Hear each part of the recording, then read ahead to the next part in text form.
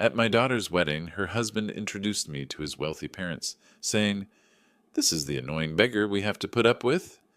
Everyone laughed, enjoying the humiliation, but the contrast between my modest appearance and reality was revealed when his mother exclaimed, "Aren't you the mysterious billionaire who bought our company?" You won't believe what happened next. Before we continue, please subscribe to the channel and write in the comments what time it is where you are now. The front door burst open with such force that my reading glasses nearly slipped off my nose. Emily practically flew into the living room, her teacher's cardigan askew, cheeks flushed pink from the March evening air. "Dad, I'm engaged. Justin proposed." She thrust her left hand toward me, a modest diamond catching the warm glow of my table lamp. The ring trembled slightly. Her excitement was that intense. I set down my newspaper, the evening crossword forgotten, and rose from my worn leather chair. "Emily, sweetheart!" I pulled her into an embrace, feeling her practically vibrate with joy. "When did this happen?" "Tonight. Right after school, he picked me up and drove to Miller Park. He got down on one knee right by the old oak tree where we had our first picnic." Her words tumbled over each other. "Dad, I'm so happy I could burst." I held her at arm's length, studying her radiant face. 28 years old, and she still looked like the little girl who used to bring me dandelions from the backyard. Catherine's eyes, Catherine's smile. "Show me his picture," I said, settling back into my chair as Emily fumbled for her phone. She scrolled through her screen, fingers dancing across the glass. "Here, this is from his Facebook. Isn't he handsome?" I adjusted my glasses and took the phone. The young man staring back at me had perfectly styled brown hair, a confident smile, and wore what looked like an expensive suit. But it wasn't his appearance that made my stomach clench. It was the name beneath the photo, Justin Whitmore. My weathered hands tightened around the phone. The Whitmores. I knew that family name all too well from my business dealings, though Emily had no idea about my corporate empire. To her, I was just Dad, a retired nobody living on Social Security in a modest two-story house. "Emily," I began carefully, my voice losing its earlier warmth, "are you sure about your choice? This family?" Her smile faltered. "What do you mean?" I stared at the screen, memories flooding back. The Whitmore corruption scandal 3 years ago. Their son's drunk driving incident that mysteriously disappeared from court records. Margaret Whitmore's affair with her business partner that destroyed 2 marriages. The Whitmores have a reputation in this town. Business ethics, personal behavior. There have been scandals. Emily snatched the phone from my hands, her expression shifting from confusion to hurt. "How can you say that without even knowing him?" "Sweetheart, I'm just concerned." "Concerned about what? That someone actually wants to marry your daughter?" Her voice rose, something I'd rarely heard in our 28 years together. "Justin loves me, Dad. He chose me, a simple elementary school teacher, over all the wealthy women his mother keeps throwing at him." I stood again, reaching toward her. "That's not what I meant." "Then what did you mean?" She stepped back, clutching the phone to her chest like a shield. "You looked at one picture and decided he's not good enough? You don't know him at all." The hurt in her voice cut deeper than any business rival's betrayal ever had. But the investigative reports I'd read about the Whitmore family painted a disturbing picture of privilege without accountability, wealth without morals. "Emily, please, sit down. Let's talk about this rationally." "Rationally?" She laughed, but there was no humor in it. "You want to talk rationally about love? About the first man who's ever looked at me like I'm precious?" "You are precious. Not precious enough for you to be happy about my engagement, apparently." Tears gathered in her eyes, making them shine like Catherine's used to when she was angry. "I came here thinking you'd celebrate with me. I thought my father would be thrilled that his daughter found happiness." I watched helplessly as she grabbed her purse from the coffee table, her movements sharp with wounded anger. Every instinct screamed at me to apologize, to take back my words, but the business reports haunted me.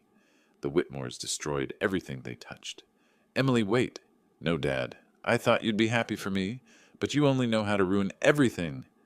Her footsteps echoed toward the front door, each one feeling like a nail in the coffin of our relationship. I stood frozen in my living room, still holding the silence where her laughter had been just moments before. The front door slammed with a finality that seemed to shake the entire house.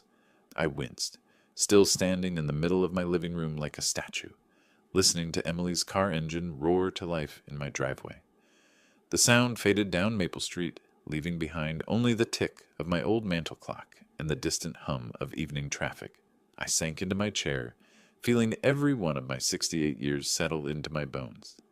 The newspaper lay crumpled where I'd dropped it, the crossword puzzle mocking me with its half-filled squares. 7 across. Father's mistake. 6 letters. I could think of several answers, none of them suitable for a family publication. My gaze drifted to the mantel, where Catherine's photograph smiled down at me from our wedding day. Her white dress flowing like silk, her eyes bright with the kind of joy I'd just watched Emily experience, and then watched myself destroy with my clumsy words. I pulled myself from the chair and walked to the mantel, lifting the silver frame with careful hands. The glass was cool against my fingertips, polished to perfection because I cleaned it every Sunday morning after reading the paper. "What would you have done, Cat?" I whispered to her image. "Would you have kept quiet?" But I knew the answer. Catherine would have invited Justin for dinner, asked gentle questions, observed with those keen eyes of hers. She wouldn't have ambushed Emily with concerns based on newspaper reports and corporate gossip. She would have given the boy a chance to prove himself, or hang himself.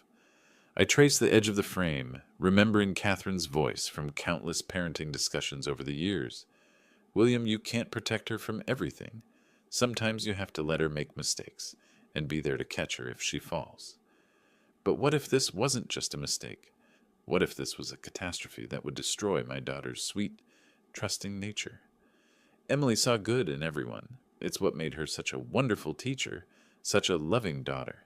But it also made her vulnerable to people like the Whitmores, who viewed kindness as weakness to exploit. The house felt enormous around me, every shadow deeper, every creak louder. I'd lived alone here for 7 years since Catherine passed, but tonight the solitude pressed against me like a living thing. Emily usually called every other evening, her cheerful chatter filling the empty spaces.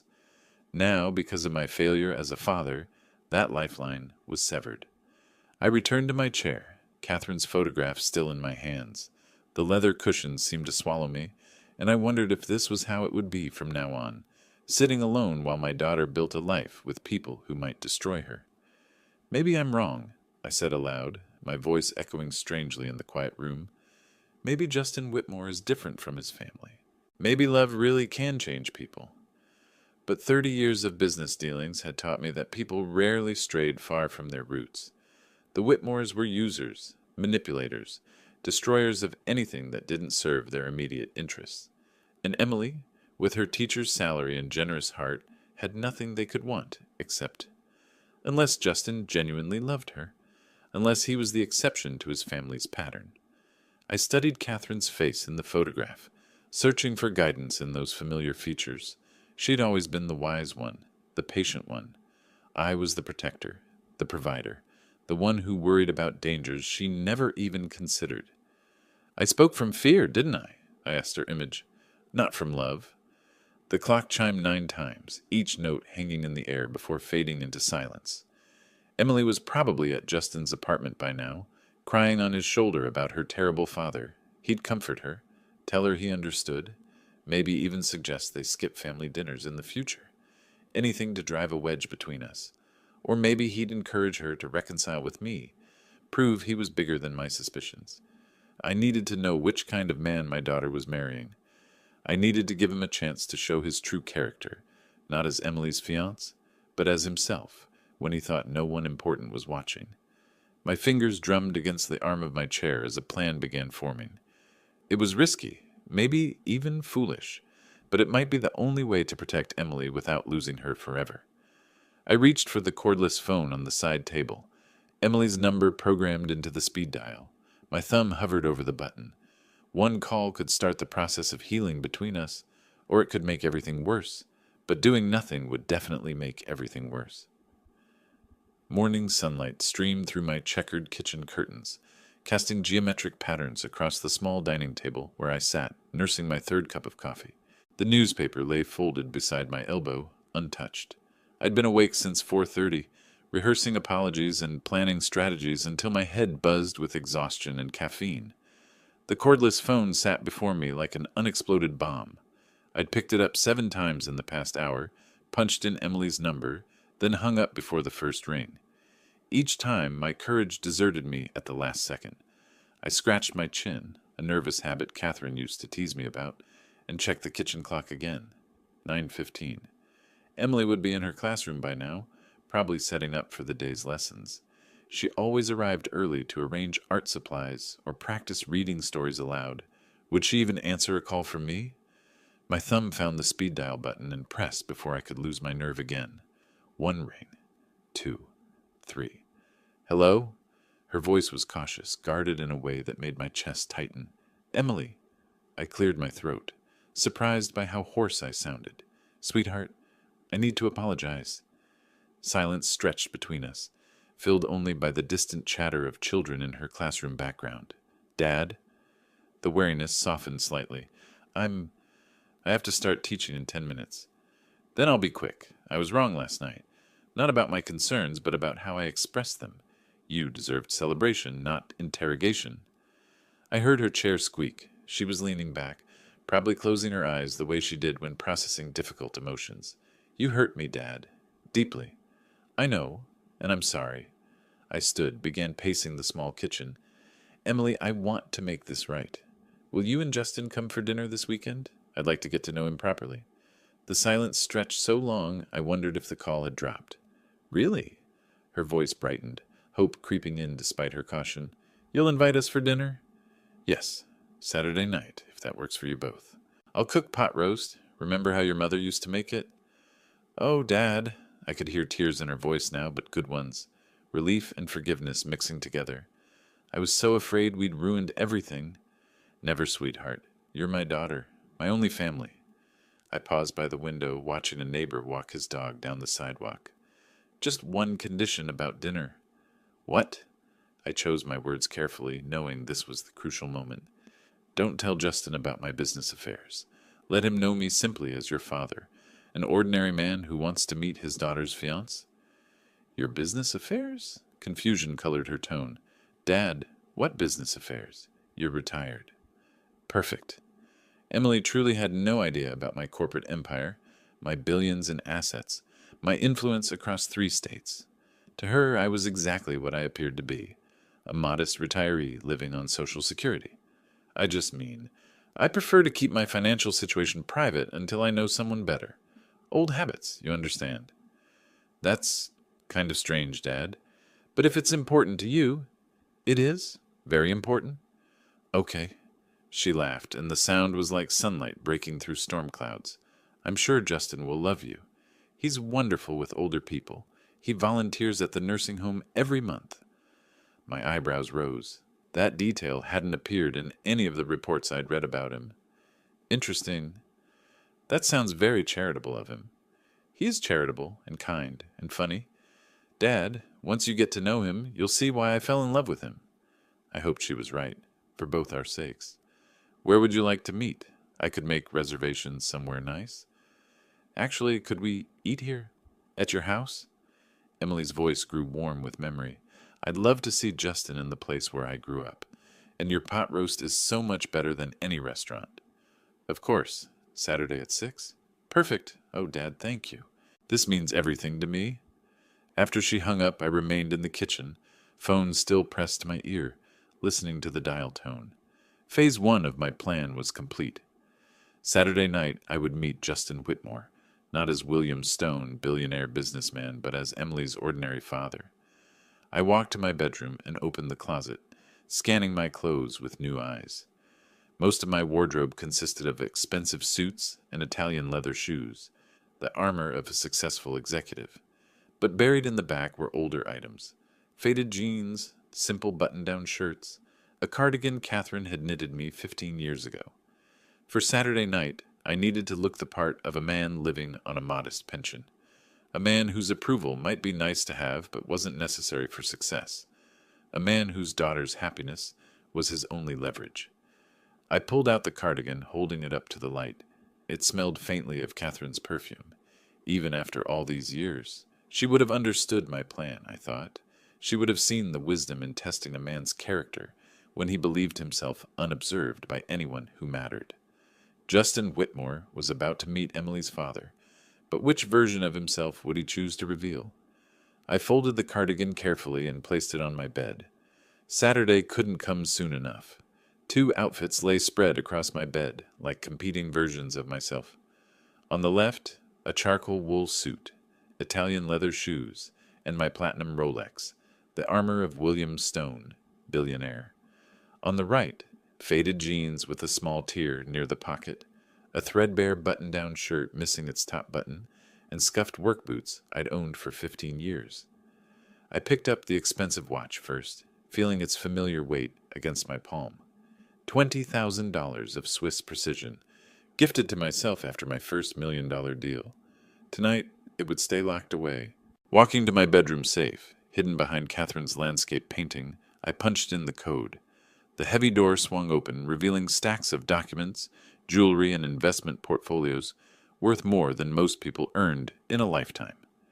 I placed the Rolex inside next to Catherine's diamond necklace and closed the safe with a soft click.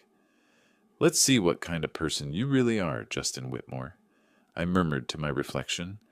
The worn clothing felt strange against my skin. The cotton shirt, softened by countless washings, hung loose around my shoulders. These were the clothes I wore for yard work, for fixing the kitchen sink, for moments when no one important was watching. Tonight, they would be my disguise. I studied myself in the dresser mirror, running fingers through my gray hair to make it less polished. The man staring back looked every inch the struggling retiree. Weathered hands, tired eyes, clothes that spoke of careful budgeting and hard choices. Perfect. My reflection reminded me of my own father in his later years, proud but worn down by financial struggles. The irony wasn't lost on me. I'd built an empire to avoid his fate, yet here I was, deliberately mimicking it. Catherine's photograph watched from the nightstand. I touched the frame gently. "You always said character reveals itself under pressure, Cat. Tonight, I'll create that pressure." From my wallet, I removed all but $20 in cash, tucking the credit cards into the safe beside my watch. A man on Social Security wouldn't carry platinum cards or thick rolls of bills. Every detail mattered. My closet held 2 sets of car keys. The Mercedes and BMW keys went into the safe's drawer. I selected the keys to my 10-year-old Toyota Camry. Reliable, invisible, unremarkable. The kind of car a retired man would drive until it died. In the garage, I paused between my vehicles.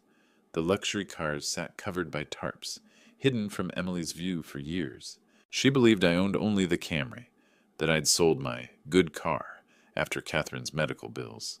Another carefully constructed lie to protect my secret. The Camry's interior smelled like old coffee and worn vinyl. I adjusted the rearview mirror, catching another glimpse of my transformed appearance. Even I had trouble recognizing the billionaire beneath this ordinary exterior. The drive to Bella Vista took 15 minutes through Bloomington's quiet streets. I'd chosen this restaurant carefully, nice enough to make Emily happy, modest enough to fit my cover story. Not the kind of place Justin Whitmore would normally frequent, but exactly where a teacher would take her retired father for a special dinner. I parked near the back of the lot, avoiding the spaces closest to the entrance. Wealthy men expected convenient parking. Poor men took what they could get. Through the restaurant's windows, I spotted Emily's distinctive red hair. She sat across from a young man in what looked like an expensive suit, his posture radiating confidence and privilege. Justin Whitmore, in the flesh. My hands tightened on the steering wheel. This was it, the moment of truth. Everything I'd learned about the Whitmores from corporate reports would either be confirmed or disproven by the next few hours. I checked my appearance one final time in the mirror, practiced my tired smile, and stepped out of the Camry. The evening air carried the scent of approaching rain. Walking toward the restaurant entrance, I felt the weight of deception settle around me like a cloak. For the next few hours, I wouldn't be William Stone, business magnate. I would be Emily's ordinary father, a man whose approval meant nothing to ambitious young men from wealthy families. The glass door reflected my transformed image as I reached for the handle. Inside, Emily waved excitedly from their corner table, her face bright with anticipation. Justin looked up from his phone, and I watched his eyes assess me from head to toe in the span of a heartbeat. "Dad!" Emily bounced up from her chair, her enthusiasm lighting up the corner of Bella Vista's dining room. "You made it!" She hugged me tightly, and I caught the faint scent of her lavender perfume, the same one Catherine used to wear. Over her shoulder, I watched Justin rise slowly from his seat, his expression carefully neutral as he took in my appearance. "Emily, darling," I kissed her forehead, then turned to face the young man who wanted to marry my daughter. "You must be Justin." He extended his hand with visible reluctance, his grip lasting exactly 2 seconds, long enough to be polite, brief enough to show discomfort. His palm was soft, manicured, the hand of someone who'd never done manual labor. "Mr. Stone, Emily's told me so much about you." His tone carried the particular politeness wealthy people used with service workers, courteous but dismissive. I'd heard it countless times in business meetings, usually directed at waiters or janitors. "All good things, I hope." I settled into the chair across from him, noting how he'd positioned himself with his back to the wall, surveying the room like a prince holding court. The restaurant buzzed with quiet conversation and clinking silverware. Middle-class families celebrating anniversaries, young couples on date nights, retired teachers like Emily stretching their budgets for special occasions. Justin looked profoundly out of place among them. "So, Mr. Stone, Emily mentioned you're retired?" He leaned back in his chair, fingers drumming against the white tablecloth. "What did you do before?" "Various things. Maintenance work, mostly. Nothing too exciting." His eyebrows rose slightly, and I caught him glancing at my frayed shirt collar. "Maintenance. Right." Emily jumped in quickly, sensing tension. "Dad's being modest. He worked really hard to support our family." "I'm sure he did." Justin picked up his menu, gold cufflinks catching the restaurant's soft lighting. "Have you decided what you're ordering?" "I'm thinking the seafood tower. It's only $85, but life's too short for cheap food, right?" I opened my own menu, scanning the prices with the careful attention of a man counting every dollar. "The chicken looks good. Reasonable price, too." "Chicken's fine, I suppose." He snapped his fingers at a passing waiter. "Excuse me. We're ready to order." The server, a college-age girl with tired eyes, approached our table with professional patience. Justin rattled off his expensive selections: appetizer, wine, the seafood tower, while I ordered the $12 chicken plate and water. "Just water?" Justin's voice carried mock concern. "Come on, Mr. Stone, let me buy you a beer. Emily's father deserves better than tap water." The condescension in his tone made my jaw clench, but I maintained my gentle smile. "Water's fine, son. I don't drink much anymore." "Fair enough. Budget considerations, I understand." He leaned forward conspiratorially. "Don't worry about Emily's future, though. She'll never have to worry about money again once we're married." Emily's face reddened. "Justin, what? It's true." He reached across the table to squeeze her hand, his Rolex prominently displayed. "I can give you everything your father couldn't. Travel, nice clothes, a house in the right neighborhood." My weathered hands remained steady on the table, but underneath, my fists were slowly clenching. The casual cruelty of his words, the assumption that my daughter had been deprived, the smug certainty that money solved everything, it all confirmed my worst suspicions about the Whitmore family. "Emily's had a good life," I said quietly. "Oh, I'm sure she has. But there's good, and then there's great, you know?" He gestured around the modest restaurant. "Like this place. It's fine for what it is, but wait until you see where I take Emily for our anniversary dinners." The server returned with Justin's wine, a $20 glass of something French that he swirled pretentiously before tasting. "Perfect. You can't get quality like this at home, Mr. Stone. Emily's probably never experienced real wine before." "Actually," Emily interjected, her voice strained, "Dad taught me to appreciate simple pleasures. We don't need expensive things to be happy." Justin laughed, a sound devoid of genuine humor. "That's sweet, honey, but you say that because you've never had access to the finer things. Trust me, once you experience real luxury, you'll never want to go back to—" He gestured vaguely at my clothes. "Well, to this." I took a slow sip of water, using the moment to study this young man who claimed to love my daughter. Everything about him screamed entitlement, from his perfectly styled hair to his Italian leather shoes. But it wasn't his wealth that bothered me. It was his assumption that money made him superior to everyone around him. Tell me about your work, Justin, I said, keeping my voice level. Work? He laughed again.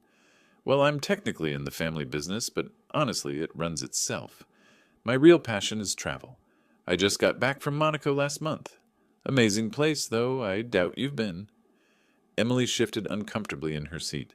Justin enjoys exploring different cultures. Cultures, casinos, yacht clubs, all the same thing, really. He pulled out his phone, scrolling through what appeared to be vacation photos. Look at this view from my hotel balcony. 2,000 a night, but worth every penny. I watched Emily's face grow more troubled as Justin continued his boastful monologue. This wasn't the loving, humble man she'd described. This was exactly what I'd feared. A spoiled child who viewed my daughter as another acquisition.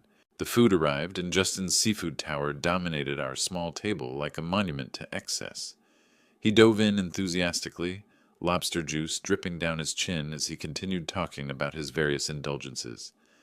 My chicken was perfectly adequate, though I found myself losing appetite as the evening progressed. Each word from Justin's mouth confirmed what I'd suspected about his character, but seeing Emily's growing discomfort made the victory feel hollow. You know what, Mr. Stone? Justin pointed his lobster fork at me between bites. I respect what you've done. Raising Emily on limited means, it must have been challenging. But that's all behind us now, Justin continued, oblivious to the storm gathering in Emily's eyes. I'm going to give her a life she never even dreamed of. Vacations in Europe, designer clothes, maybe a nice house in the suburbs where she won't have to worry about property taxes. He reached into his jacket and pulled out his car keys, setting them deliberately on the table. The BMW logo gleamed under the restaurant's lights like a trophy. See these? Brand new MFIF. Cost more than most people make in a year, but Emily deserves to ride in style. He grinned at me with the confidence of someone who'd never been challenged. I know you want the best for your daughter, Mr. Stone. Well, I am the best. My water glass trembled slightly in my grip. Across the table, Emily had gone pale, her embarrassment radiating like heat. Justin, please, she whispered, glancing around at nearby tables where other diners were beginning to stare. What? I'm being honest. He draped his arm possessively around Emily's shoulders. Your father understands that a man provides for his family. He wasn't in a position to provide much, were you, Mr. Stone? The question hung in the air like a challenge. I set down my water glass with careful precision, watching condensation pool around its base. I provided what I could, I said quietly. Of course you did, and now it's my turn. He leaned back in his chair, satisfied with his own generosity. Emily won't have to clip coupons or shop at discount stores anymore. She can finally live the way she was meant to. Emily pulled away from his embrace, her teacher's voice sharp with controlled anger. I never complained about how we lived, because you didn't know any better, sweetheart. But trust me, once you experience real comfort. He gestured toward his expensive watch, making sure I noticed. This Rolex? Anniversary gift to myself? 25 grand, but a man has to reward success. 25,000? I'd paid less for my own Rolex, the one currently locked in my bedroom safe. The irony would have been amusing if his arrogance wasn't so suffocating. You know what I think, Mr. Stone. Justin leaned forward conspiratorially, lowering his voice as if sharing a secret. I think you should be grateful. Your daughter could have ended up with some nobody, some teacher or office worker living paycheck to paycheck. Instead, she's marrying into the Whitmore family. The name dropped from his lips like a benediction, as if I should recognize its importance and bow accordingly. The Whitmore family owns half the commercial real estate downtown. My mother just closed a deal worth $12 million. He pulled out his platinum credit card, setting it beside the car keys like weapons in an arsenal. When Emily and I get married, she'll never want for anything. Emily's hands clenched in her lap, knuckles white with tension. Money isn't everything, Justin.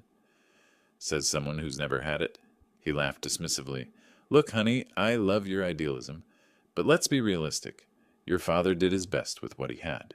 He gestured vaguely at my worn clothes. But now you can have everything you deserve. Under the table, my own hands had formed fists.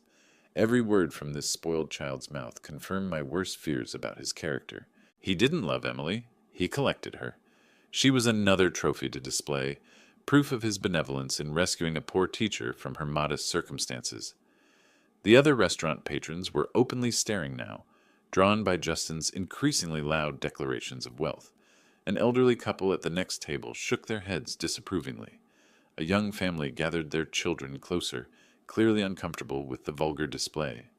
"You understand, don't you, Mr. Stone?" Justin's voice carried across the restaurant like a sermon. "Emily's beauty, her kindness. She deserves better than struggling to make ends meet.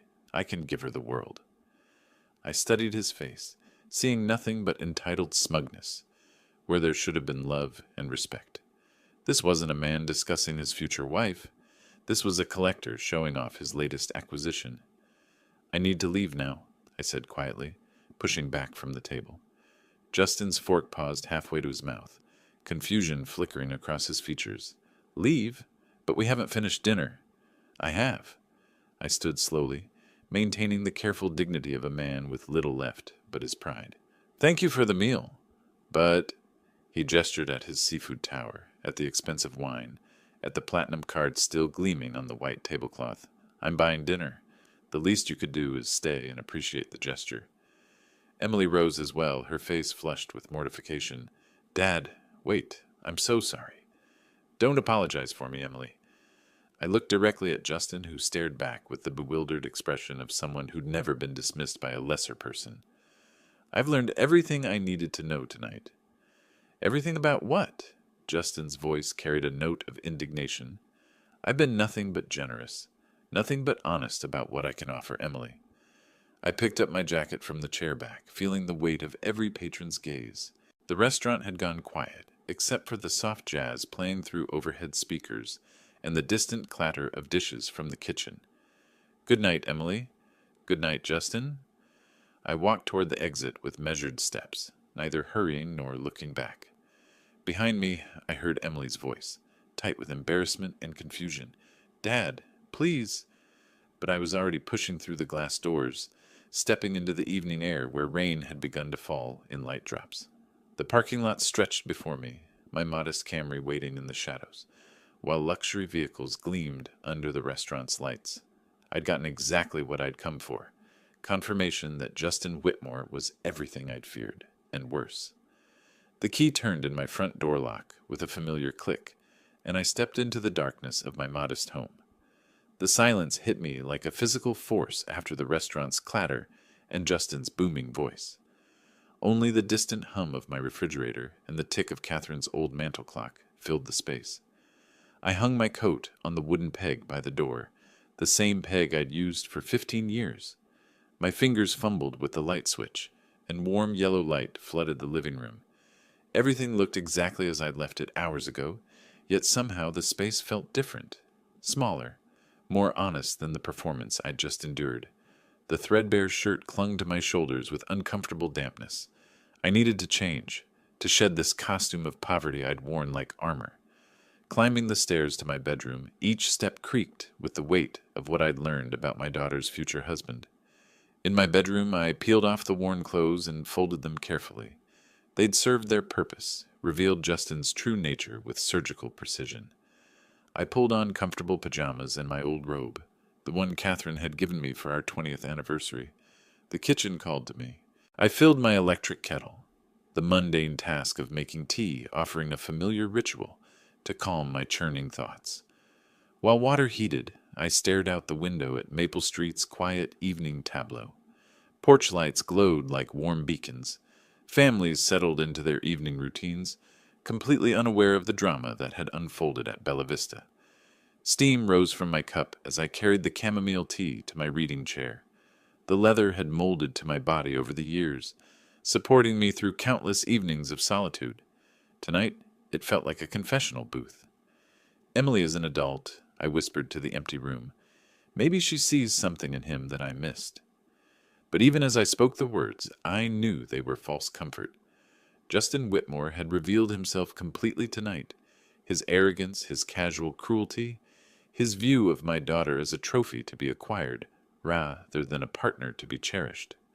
Catherine's photograph watched me from the mantel, her wedding smile frozen in silver-framed eternity. I rose and brought it back to my chair, holding her image in my weathered hands. "What would you do, Kat? How do you protect someone who doesn't want protection?" Her silence felt heavier than usual. In life, Catherine would have found some gentle way to guide Emily toward the truth. She possessed a gift for asking questions that led people to their own revelations. I'd always been the blunt instrument. She was the surgeon's scalpel.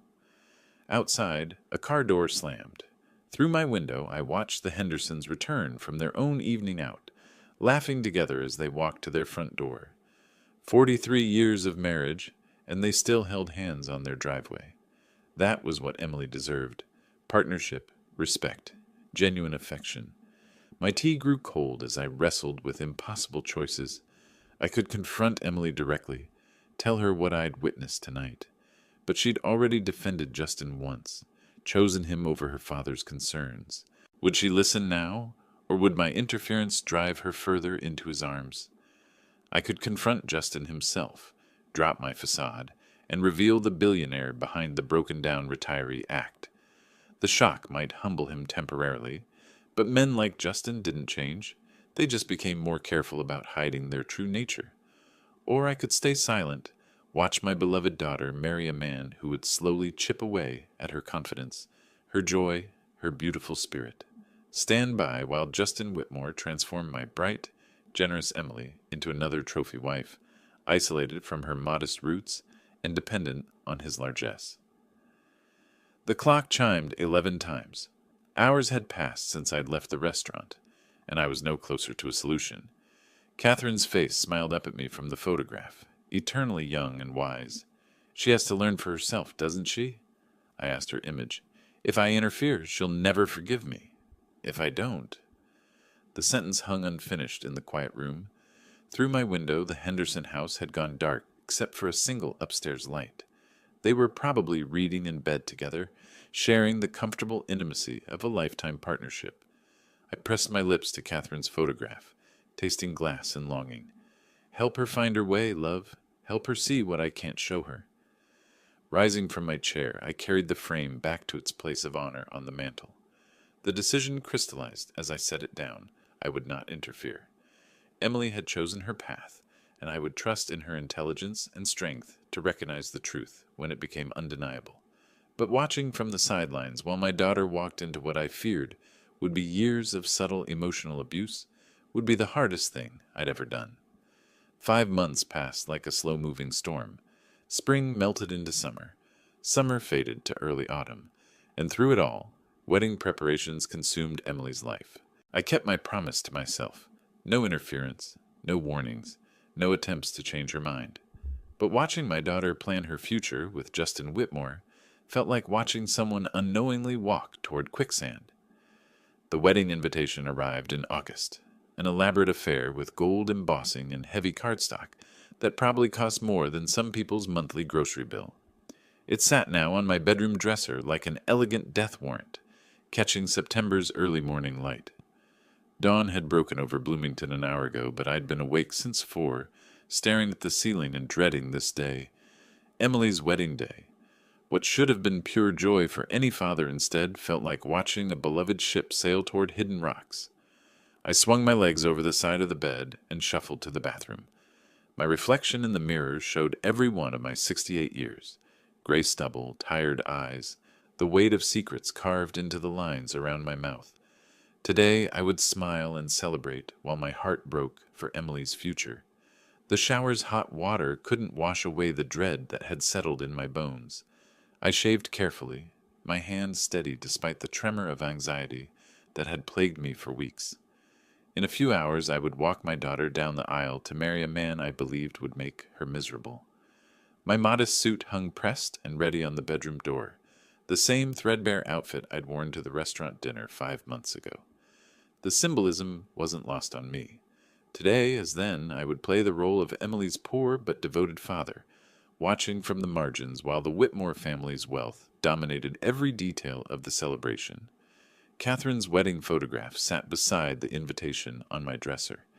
In it, she glowed with happiness, her hand resting on my young arm as we posed outside the church where Emily would marry today. We'd been so hopeful then, so certain that love conquered all obstacles. I wish you were here, Kat, I whispered to her image. Emily needs her mother today, needs someone who can see through all the expensive flowers and fancy dresses to what really matters. I picked up the simple wedding gift I'd wrapped for Emily, a modest jewelry box containing her grandmother's pearl necklace. Nothing elaborate, nothing that would reveal the fortune I could have spent on her special day. Just a meaningful token from a father who appeared to have little to give but love. The irony cut deep. I could have bought Emily the most spectacular wedding in Illinois history, could have matched the Whitmore's dollar for dollar in demonstrating love through luxury. Instead, I was relegated to the role of grateful poor relation, thankful for their son's generous attention to my unworthy daughter. My coffee tasted bitter as I sat at the kitchen table, watching neighbors begin their Saturday morning routines. The Hendersons were working in their garden, their companionable silence speaking of decades together. That quiet contentment was what marriage should look like, not the performative display of wealth that awaited me at the church. At 10 o'clock, I finally allowed myself to get dressed. The suit felt like a costume now, shabby and uncomfortable after months of private luxury, but it served its purpose, maintained the fiction that had become my prison. Keys to the modest Camry sat on the kitchen counter, next to the keys to my Mercedes and BMW.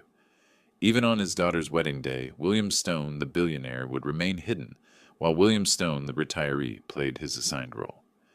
The drive to St. Mark's Episcopal Church took 12 minutes through Bloomington's familiar streets.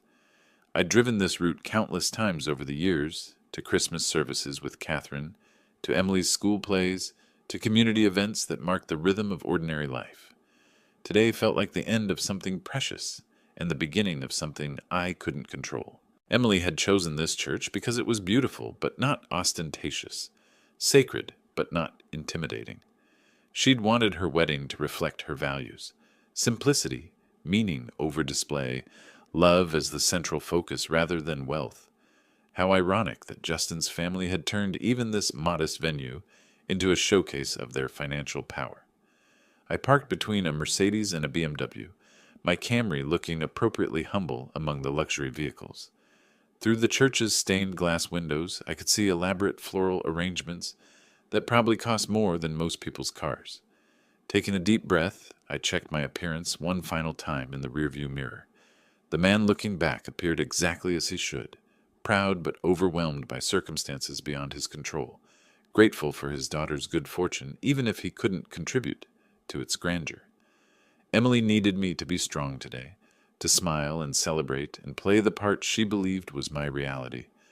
I would not fail her, even as my heart broke for the future I feared awaited her. The church bells began to chime, calling the faithful to witness. I squared my shoulders and walked toward the building that would host what I prayed wouldn't be the biggest mistake of my daughter's life. St. Mark's Episcopal Church had been transformed into something from a luxury magazine spread. White roses and lilies cascaded from every pew end, their perfume almost overwhelming in the afternoon warmth. Crystal chandeliers caught the light streaming through stained glass windows, casting rainbow patterns across marble floors that probably cost more to decorate than I supposedly earned in a year. My Camry looked painfully out of place in the parking lot, filled with Mercedes, BMWs, and Tesla vehicles. I walked through the ornate entrance, conscious of every creak in my worn dress shoes, every loose thread in my outdated suit jacket. "Mr. Stone?" Emily's voice rang out across the church vestibule, bright with nervous excitement. She practically floated toward me in her wedding dress, a vision of ivory silk and Belgian lace that flowed around her like liquid moonlight. "Sweetheart, you look absolutely radiant." I embraced her carefully, mindful of her elaborate hairstyle and the photographer hovering nearby with his expensive camera. "I'm so nervous, Dad. My hands won't stop shaking." She held up trembling fingers adorned with manicured nails and temporary jewelry. "Is that normal?" "Perfectly normal." I took her hands in my weathered ones, feeling the familiar weight of responsibility and love. "Your mother was the same way on our wedding day. Couldn't hold her bouquet steady during the ceremony." Around us, the Whitmore family's guests filled the church with expensive perfume and casual displays of wealth. Women in designer dresses air-kissed acquaintances, while men in custom suits discussed business deals and golf handicaps. I recognized several faces from newspaper society pages, people who moved in circles so far above my supposed station that they looked through me like I was invisible. "There's my beautiful bride," Justin's voice boomed across the vestibule as he approached, resplendent in what I estimated was a $5,000 tuxedo. His smile faltered slightly when he noticed me standing beside Emily. "Hello, Mr. Stone. I see you found something appropriate to wear after all." The insult was delivered with Justin's trademark smile, designed to sound like a compliment to anyone not listening carefully. Emily's cheeks flushed pink. Whether from embarrassment or anger, I couldn't tell. "He looks handsome," she said quietly, her teacher's diplomacy smoothing over the tension. "Of course he does. Nothing wrong with vintage fashion." Justin's laugh carried no warmth as he adjusted his platinum cufflinks. "The photographer wants some family photos before the ceremony starts. Emily, your side first, then mine when my parents arrive." I stood patiently while the photographer arranged us in various poses, conscious of how my modest appearance would contrast with the elaborate setting in every image. Emily glowed with happiness beside me, seemingly unaware of her groom's continued subtle jabs. "Could you step back just a bit, Mr. Stone?" the photographer asked politely. "The lighting is better if you're slightly behind the bride." Even the professional wedding photographer understood the visual hierarchy being established.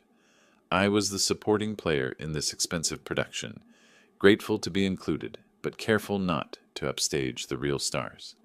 The church gradually filled with guests, a clear division between Emily's modest teacher friends and family on the left side, and Justin's wealthy social circle on the right. The contrast was stark. Affordable department store dresses versus designer gowns, rented tuxedos versus custom tailoring, public school teachers versus investment bankers and real estate moguls. "Dad, it's time." Emily squeezed my arm as the wedding march began to play on what sounded like a very expensive sound system. We walked slowly down the aisle together, Emily's train rustling against marble floors, while guests rose in respectful silence. I felt the weight of every gaze, the speculation about this ordinary man who'd somehow produced such a lovely daughter. At the altar, Justin waited with his groomsmen, all young men who looked like they'd stepped from a country club directory. His smile was confident, proprietorial, the expression of someone claiming a prize he'd won through superior breeding and financial advantage. "Who gives this woman to be married to this man?" the minister asked in traditional ceremony language. "I do," I replied, my voice steady despite the turmoil in my chest. I kissed Emily's forehead gently and placed her hand in Justin's, officially transferring her from one man's protection to another's. Taking my seat in the front pew, I watched as my daughter promised to love, honor, and cherish a man I believed would slowly destroy her spirit through 1,000 small cruelties disguised as generous concern. The ceremony proceeded with expensive elegance, professional musicians, imported flowers, a minister who'd clearly performed many society weddings. Every detail shouted wealth and status, overwhelming Emily's simple desires with Whitmore family tradition. "You may kiss the bride," the minister announced, and Justin claimed Emily with theatrical passion, dipping her backward while the photographer captured the moment for posterity. The recessional music swelled as the new Mr. and Mrs. Whitmore walked back down the aisle, Emily radiant with joy, Justin triumphant in his acquisition. Guests erupted in applause and shower of rose petals that probably cost more than most people's monthly car payment. At the reception entrance, Justin leaned close to me as we waited for the photographer to organize family portraits. "Hope you brought your appetite, Mr. Stone. This dinner costs more per plate than you probably spend on groceries in a month."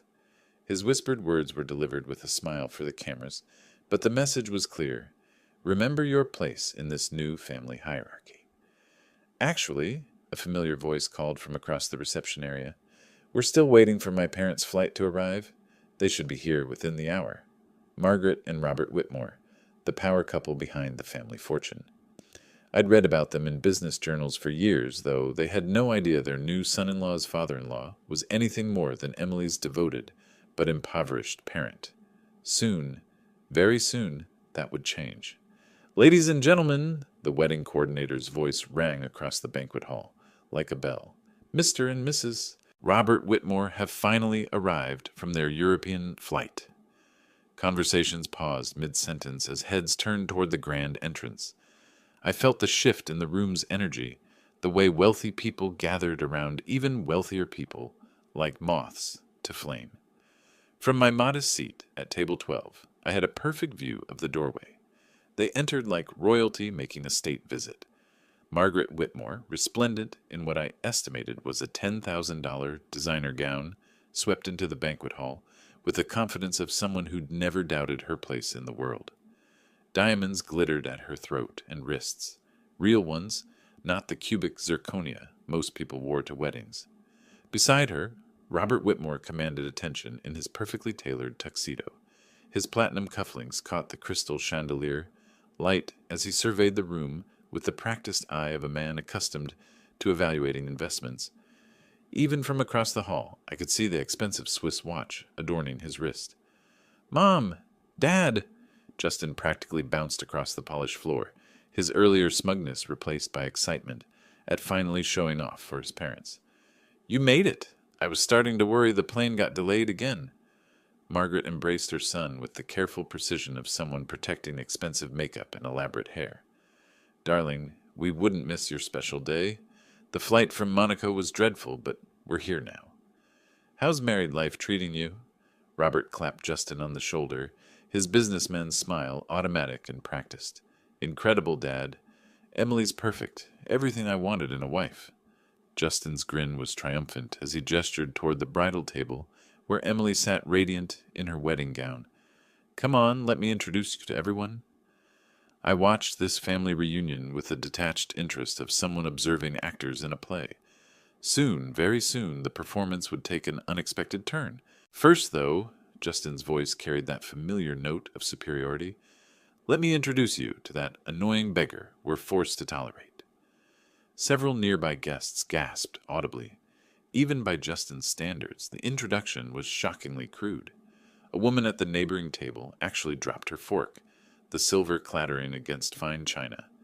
Margaret's eyebrows rose in surprise at her son's language, but she followed his gesture toward my table with polite curiosity. Robert looked mildly embarrassed by the public rudeness, glancing around at the other guests who were now staring openly. "Justin," Margaret's voice carried the sharp authority of a woman who'd spent decades in boardrooms. "That's hardly appropriate." "Oh, it's fine, Mom. He's used to it by now. Aren't you, Mr. Stone?" All three Whitmores approached my table, Justin leading with confident steps, while his parents followed with the measured pace of people accustomed to making grand entrances. I remained seated, my weathered hands folded on the white tablecloth, watching Margaret's face as she drew closer. Her businessman's eyes studied me with the automatic assessment wealthy people made of everyone they met, calculating net worth, social position, potential usefulness, but as she stepped within speaking distance, something shifted in her expression. A slight frown creased her perfectly made-up forehead, her head tilted slightly, like a bird hearing an unusual sound. Those sharp eyes, eyes that had negotiated million-dollar deals and spotted opportunities others missed, narrowed with concentration. "Excuse me," she said, her voice losing its social polish and taking on the focused tone she probably used in business meetings. "But haven't we met before?" The question hung in the air like smoke from an extinguished candle. Around our table, conversations quieted as other guests sensed something significant happening. Justin's confident smile wavered slightly, though he couldn't yet understand why. I met Margaret's gaze steadily, my expression remaining carefully neutral. "I doubt it, ma'am. I'm sure I would remember meeting someone as distinguished as yourself." But Margaret Whitmore hadn't built a business empire by accepting surface answers. Her frown deepened as she studied my features with the intensity of someone solving a particularly challenging puzzle. I could practically see the gears turning in her sharp mind, sifting through faces from countless business meetings, social events, and professional encounters. "No," she said slowly, her voice dropping to barely above a whisper. "No, I'm certain we've met. Recently, actually. Your face is very familiar."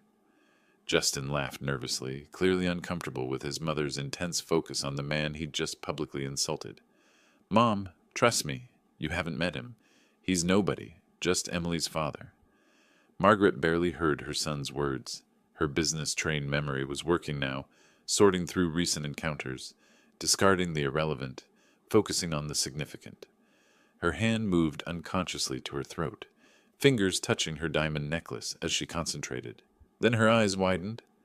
Margaret's hand flew to her mouth, her diamond ring catching the chandelier's light as recognition dawned like sunrise across her face. The color drained from her cheeks beneath perfectly applied makeup. "Oh my goodness," she breathed, her voice barely audible above the gentle clink of crystal glasses and silverware. "You're... aren't you that mysterious billionaire who bought our entire company last year?" The question hit the banquet hall like a thunderclap. Conversation stopped mid-sentence. Forks paused halfway to mouths. The string quartet in the corner played on, oblivious to the drama unfolding, their gentle melodies suddenly seeming absurdly inappropriate. I looked directly into Margaret's shocked eyes, my voice calm and steady. "Yes, Margaret, that was me." Justin's crystal wine glass slipped from his fingers like it had been greased. The sound of expensive crystals shattering against marble floor echoed through the suddenly silent hall, shards scattering across polished stone like fallen stars. "What?" Justin's voice cracked like a teenager's. "No, no, that's impossible. You're nobody. You live in that tiny house. You drive that piece of junk car. You wear clothes from thrift stores." "Yes," I finished quietly, rising from my chair with deliberate dignity. "I've heard your observations about my appearance many times over the past few months, Justin." Robert Whitmore stood frozen beside his wife, his businessman's mind racing to process the implications. His son had spent months publicly insulting the mysterious buyer, who now controlled their family's financial future. The color drained from his face as the full magnitude of the disaster became clear. Around us, wedding guests pulled out phones, frantically searching for information about William Stone. The lucky ones with business connections would find articles about the reclusive billionaire who'd made headlines for his anonymous corporate acquisitions. Others would discover social media posts about the mysterious buyer, who'd purchased 3 major Illinois companies in the past 18 months. But you can't be," Justin stammered, his expensive wedding attire suddenly seeming like a costume he'd borrowed. "You're poor. You eat at cheap restaurants. You asked for water instead of wine." "I asked for water because I don't drink alcohol at family dinners," I replied calmly. "And I chose modest restaurants because I wanted to observe your character when you thought no one important was watching." Margaret had recovered her composure with the practiced ease of a veteran negotiator, though her hands still trembled slightly. "Mr. Stone, we had no idea. If you'd known, you would have treated me differently?" I asked, my voice carrying the weight of months of accumulated insults. "But you didn't know, so I learned exactly who you all are when you think there are no consequences." Emily sat at the bridal table, her face a mask of confusion as she tried to process this impossible revelation about her father. Her new husband was having what appeared to be a panic attack, gasping for air like a fish pulled from water. "Dad?" Emily's voice cut through the murmur of amazed guests. "I don't understand. What's happening?" I turned to face my daughter, my heart aching for the confusion and hurt in her eyes. "Emily, sweetheart, I should have told you years ago. I've been hiding my business success because I wanted you to love me for who I am, not what I own." "Business success?" She stood slowly, her wedding dress rustling like autumn leaves. "Dad, what business success?" "I own Stone Industries, darling, and as of last year, I also own the company that employs your husband's family." The banquet hall erupted in whispered conversations as guests shared phone screens, showing search results and news articles about the mysterious William Stone.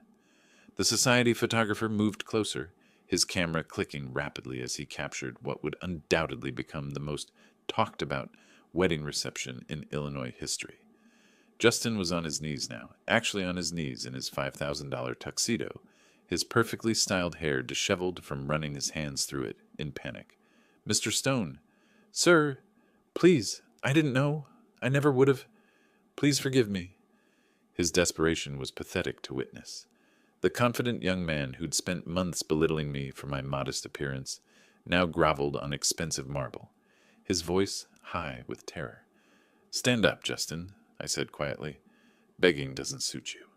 He scrambled to his feet, his face flushed red with humiliation and fear. Around us, his parents' wealthy friends watched with the fascination of people witnessing a social execution. "I can explain everything." Justin's words tumbled over each other in his haste. I was just, I was testing you."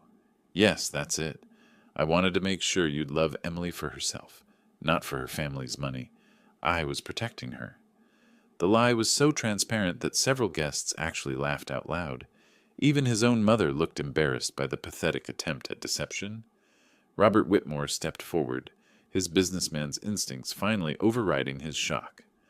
"Mr. Stone, perhaps we could discuss this privately? There may have been some misunderstandings." "No misunderstandings, Robert," I replied calmly. "Your son showed me exactly who he is when he thought I was powerless to respond. Character isn't something you can fake when you think no one important is watching." Margaret nodded slowly, her sharp mind already calculating the damage to their family's reputation and business relationships. "You're absolutely right, Mr. Stone. Justin's behavior has been inexcusable." The truth was finally out, spreading through the banquet hall like wildfire as guests shared the news via text messages and social media posts. The wedding photographer's camera flashed continuously, documenting every moment of this unprecedented social reversal. I looked around the elegant banquet hall one final time, at the expensive flowers and crystal chandeliers that had been purchased with money from the company I now owned. Justice had arrived at last. Justin raised a crystal champagne flute with shaking hands, his designer tuxedo wrinkled from his desperate genuflection moments before. "Ladies and gentlemen," his voice cracked with panic, let's have a toast to the most wonderful father-in-law a man could ask for." The attempt at salvage was so pathetic that even some of his own family friends winced. Several guests actually turned away, unable to watch this public humiliation of someone they'd once respected. "Please, Mr. Stone." Justin's champagne sloshed over the rim of his glass as his hands trembled. "I was just joking all those times. You knew I was joking, right? Just good-natured family teasing." I remained standing beside my modest chair, unchanged by the revelation of my true identity. My worn suit, my weathered hands, my humble appearance, all exactly as they'd been when Justin thought I was powerless. "No, Justin," I said quietly, my voice carrying easily through the silent banquet hall. "You showed me your true character. When you believed there were no consequences, you revealed who you really are." "But I didn't mean—" "You called me an annoying beggar not 10 minutes ago," I interrupted. "In front of your parents, in front of Emily, in front of 200 wedding guests. That wasn't a joke. That was your honest assessment of someone you considered beneath you." Emily stood frozen at the bridal table, her beautiful wedding dress seeming to weigh her down like armor that no longer fit. Tears gathered in her eyes as she looked between her father and her new husband. "Dad, why didn't you tell me?" Her voice was barely above a whisper. "Because I wanted you to choose love over money, sweetheart. I wanted you to marry someone who would treasure you for your kindness, your intelligence, your beautiful heart. Not someone who saw you as a prize to be won." Margaret Whitmore had regained her composure, her businesswoman's mask sliding back into place. "Mr. Stone, on behalf of our family, I sincerely apologize for Justin's behavior. It's been inexcusable." "Apologize to yourselves," I replied. "You raised him to believe that wealth makes him superior to others. Tonight, he learned that assumption can be dangerous." Justin dropped to his knees again, this time clutching at my worn pants leg like a drowning man grasping for driftwood. "Please, I'll do anything. I'll change. I swear I'll be different." "You're 30 years old, Justin. If you haven't learned respect and humility by now, you never will." I gently but firmly removed his grasping hands. Character isn't something you put on like an expensive suit. It's who you are when you think no one's watching. The banquet hall had become a theater, with 200 guests witnessing the most dramatic reversal of fortune they'd ever seen. Phone cameras captured every moment as Justin Whitmore, heir to a real estate empire, groveled before the modest man he'd spent months insulting. "Emily, I said, turning to face my daughter across the polished marble floor. You're an adult. You've made your choice, and I respect that. But I won't tolerate disrespect, regardless of family relationships. Dad, please don't leave. Emily took a hesitant step forward, her train rustling behind her. We can work this out. Justin will apologize properly, won't you, Justin? Her new husband nodded frantically from his position on the floor. Yes, I'll do whatever you want. Please, just give me another chance. I looked down at Justin's desperate face, seeing nothing there but fear of consequences rather than genuine remorse. He wasn't sorry for his cruelty. He was sorry he'd been caught being cruel to someone with power. Some mistakes can't be undone with apologies, I said quietly. You spent months showing me who you really are, Justin. Money doesn't change character. It reveals it. Walking slowly toward the banquet hall's exit, I felt the weight of 200 gazes following my progress. The string quartet had stopped playing, their instruments silent, as everyone watched this unprecedented drama unfold. Mr. Stone, wait! Robert Whitmore called out, his business instincts overriding his embarrassment. Surely we can discuss this like reasonable men. There are contracts to consider, business relationships. The contracts will be honored, I replied without turning around. I've never broken a business agreement, and I won't start now. But I won't pretend to respect people who've shown me their true nature. Behind me, Justin's voice rose to a wail. You can't do this. Emily, tell him he can't do this. We're family now. I paused at the ballroom's threshold, my hand resting on the ornate doorframe. The cool evening air drifted in from the corridor, carrying the scent of freedom from pretense. Emily, I called back to my daughter, you know where I live. You know I love you. But I won't watch my child be married to someone who thinks cruelty is acceptable entertainment. The grand doors closed behind me with a soft whisper, cutting off the sound of Justin's continued pleas and the excited chatter of wedding guests who'd just witnessed the most dramatic social reversal of their lives. Outside, the September evening was crisp and clear. Stars sparkled overhead like scattered diamonds, indifferent to the human drama that had just unfolded beneath them. My modest Camry waited in the parking lot among the luxury vehicles, looking exactly as humble and unremarkable as when I'd arrived. I climbed into the worn driver's seat and sat quietly for a moment, feeling the weight of decades of secrecy lifting from my shoulders. No more pretending to be poor. No more accepting insults from spoiled children who confused wealth with worth. The engine turned over with its familiar, reliable rumble. As I drove away from the wedding reception, I caught a glimpse in my rearview mirror of the elegant banquet hall, glowing with warm light, where my daughter was learning that her father had been someone entirely different than she'd believed, and her new husband was discovering that actions have consequences. Justice, I reflected, sometimes arrives fashionably late to the party.